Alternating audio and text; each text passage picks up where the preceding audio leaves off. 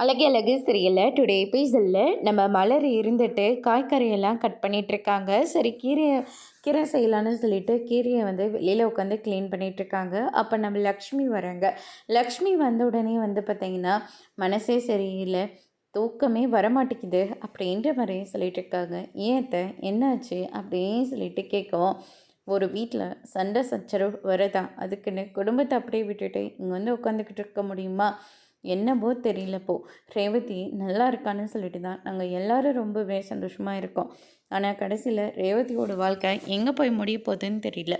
பாக்கியராஜும் ரேவதியா அங்கே போகவே கூடாதுன்னு சொல்லி ரொம்பவே பிடிவாதமாக இருக்கான். மாப்பிள்ளை அவ்வளோ தூரம் கூப்பிட்டோம், பாக்கியராஜ் வந்து ரேவதியை அனுப்ப மாட்டேன்னு சொல்லிட்டான். ரேவதியை நினச்சவே ரொம்ப கவலையாக இருக்குது.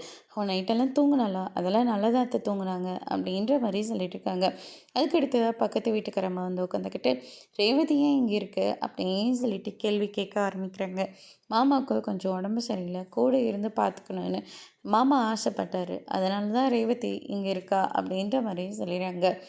ஏன் அப்படியே இருந்தால் கூட ரேவதி வந்து உடனே அவன் ஹஸ்பண்ட் கூட வந்து உடனே கிளம்பி போயிடும். ஆனால் இப்போ என்னடனாக்க அவள் பாக்கியராஜ் கூட வரா.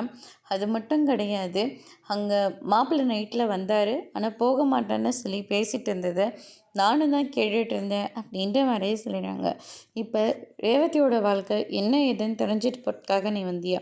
உனக்கெல்லாம் ஒரு வேலையே இல்லையா? உங்கள் வீட்டில் 1008 பிரச்சனை போய்ட்டுருக்கு, இதுக்கு நடுவில் நீ எதுக்காக எங்கள் வீட்டு பிரச்சனையில் மூக்க நுழைக்கிற அப்படின்னு சொல்லிட்டு பயங்கரமாக திட்டி விட்டுட்டு இருக்காங்க.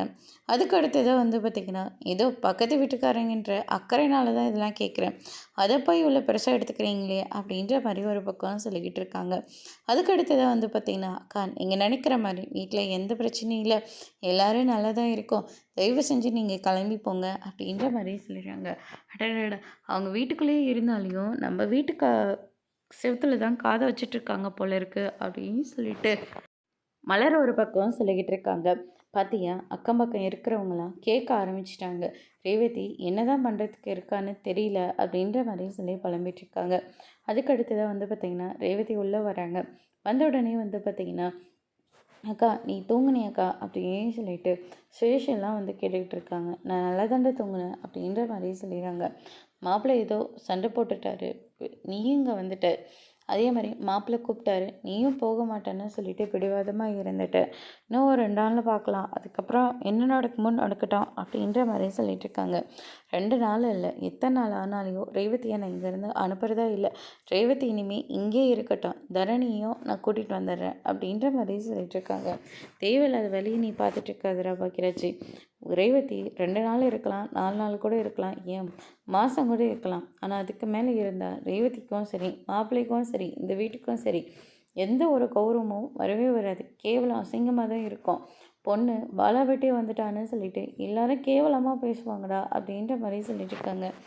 யார் என்ன வேணாலும் பேசிட்டு போட்டோம், அதை பற்றிலாம் எனக்கு கொஞ்சம் கூட கவலையே இல்லை, ஆனால் இனிமேல் ரேவதி இங்கே தான் இருக்க போகிறா அப்படின்ற மாதிரி சொல்லிடுறாங்க. ஐயோ எனக்கு ரொம்ப தலைவலிக்குது, அமைதியே இருங்க அப்படின்னு சொல்லிட்டேன்.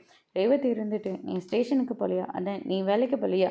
முதல்ல நீங்கள் 2 பேரும் கிளம்பி போங்க, நான் பாப்பா அவங்களோட விளையாடிட்டுருக்கேன் அப்படின்ற மாதிரி சொல்லிட்டு பாப்பாவோட விளையாடிட்டு இருக்காங்க.